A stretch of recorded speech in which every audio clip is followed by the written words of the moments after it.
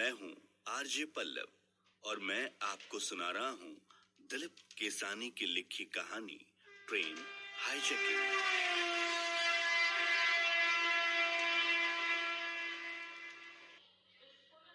फिर दानिश ने कहा, जनाब हामिद साहब, अपनी सारी योजनाओं के लिए किए गए सारे बदलाव के बारे में हमें उमर नियाजी को बता देना चाहिए।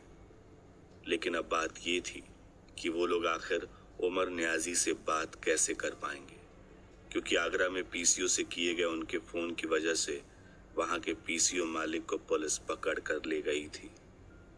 उन सब की उलझन दूर करने के लिए उनको पता चला कि वहां पर एक ऐसा पीसीओ है जिसमें लगे फोन पर हो रही बात को कोई भी पकड़ नहीं सकता। फिर वो सब उस पीसीओ पर गए, वहां से फोन करके उमर नियाजी को अपनी नई योजना के बारे में बताया, जिसे सुनकर वो बहुत खुश हुआ और उन सबको चंद ही महीनों में अपने मकसद को हासिल करने के लिए कहा। उसके बाद सवाल ये उठा कि रेलगाड़ी को किस रास्ते से, किस जगह से गुजार कर पाकिस्तान के कब्जे वाले कश्मीर के अंदर तक ले जाया जाए। फिर वो सब हाशिम के घर आकर इस बारे में सोचने लगे। उसके बाद दानिश ने हाशिम से कश्मीर का नक्शा लाने के लिए कहा। फिर वो सब उस नक्शे में कोई वाजिब रास्ता ढूंढने लगे जहां से रेलगाड़ी को गुजारा जा सके। तभी दानिश के बराबर में बैठे शेख अहमद शेख ने अखनूर की तरफ इशारा करते हुए कहा, यही बेहतर जगह रहेगी। हाशिम ने भी शेख की आवाज में आवाज मिलाकर कहा, हाँ बिल्कुल, यही जगह बहुत बेहतर है। ये जम्मू से सिर्फ 30 से 40 किलोमीटर ही दूर है। यहाँ से पटरी बिछाने में वक्त भी बहुत कम लगेगा। जगह तय होने के बाद उनका आधे से भी ज्यादा काम तो पूरा ही हो चुका था। अब बारी थी उस जगह ड्यूटी पर लगे भारत के फौजियों को बदलने के लिए, जिसके लिए हाशिम ने दिल्ली के चक्कर लगाने शुरू कर दिए। जब तक हाशिम वहां मौजूद फौजियों के किसी अफसर को बदलवा कर उसकी जगह पर कोई अपना आदमी लगाता, तब तक उन सब के पास करने के लिए कोई दूसरा काम नहीं था। तो वो सब यहाँ वहां घूम फिर कर अपना वक्त पूरा करने लगे। खैर, ये बात तो हुई दानिश की जिंदगी के एक दर्द भरे पहलू की, जिसमें शायद कुछ भी अच्छा नहीं था। मगर इस जिंदगी से कुछ हटकर एक ऐसा मोड़ भी दानिश की जिंदगी में आया जिसने दानिश की जिंदगी बदल दी, और शायद उसके दिल के दर्द को थोड़ी सी गैरत दिलाने के लिए बहुत हद तक काफी भी था।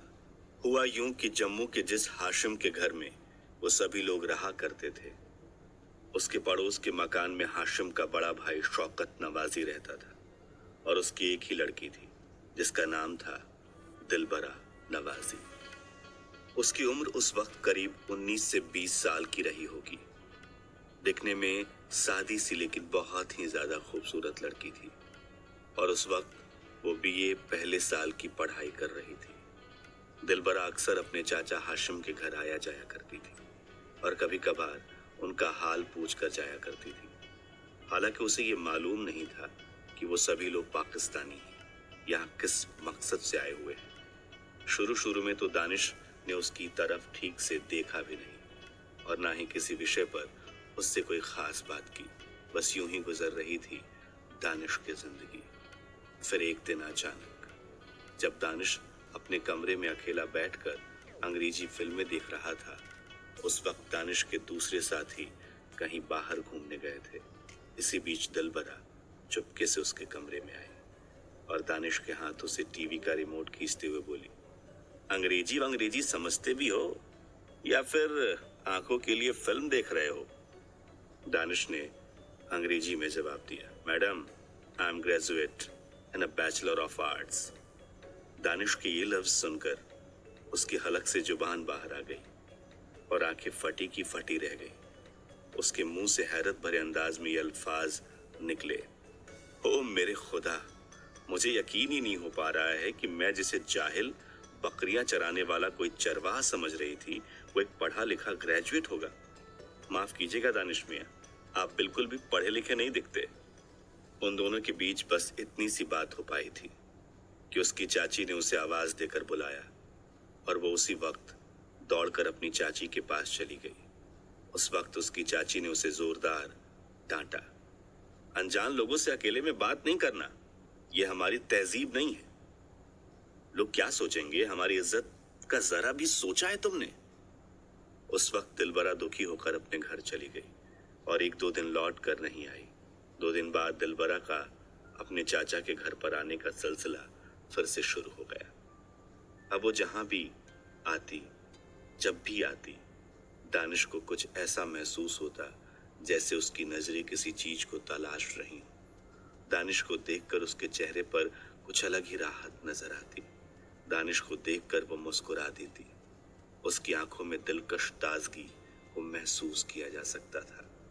पहले तो वो कभी कभी अपने चाचा के घर आया करती थी, मगर अब उसका अपने चाचा के घर आने जाने का सिलसिला कुछ हद तक ज्यादा ही बढ़ गया था।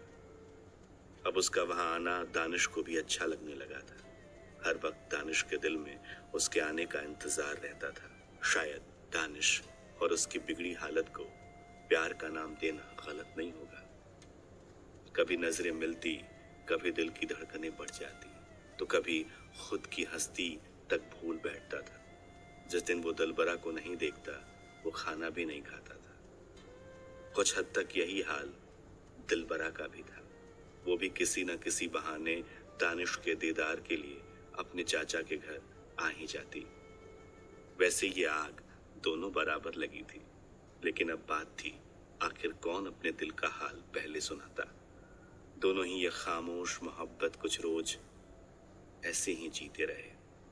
आखिर एक दिन दिल से मजबूर दिलबरा ने अपने प्यार का इजहार करना ठीक समझा। लफ्जों में बोलकर इजहार करने की हिम्मत उसमें थी नहीं, तो दिलबरा ने एक खत दानिश के नाम लिख डाला। दानिश मियां, मुझे नहीं पता कि मुझे ये खत आपको लिखना चाहिए या नहीं, लेकिन कुछ दिनों से मैं आपको दिल ही दिल में चाहने लगी हूँ, और मैंने भी आपकी आंखों में एक खामोश सी मोहब्बत अपने लिए देखी है। अगर आपको मेरे प्यार से इनकार भी हो तो किसी को कुछ मत कहना, लेकिन अगर आप भी मुझसे सच में प्यार करते हैं तो आज शाम जब मैं आपके पास आऊं, मुझे अपने होठों से एक प्यारी सी मुस्कान दे देना। अगर आपने ऐसा नहीं किया, मैं समझ जाऊंगी कि आपको मुझसे प्यार नहीं है। दिलबरा ने यह खत दानिश के कमरे में पड़ी उसकी एक किताब में चुपके से रख दिया।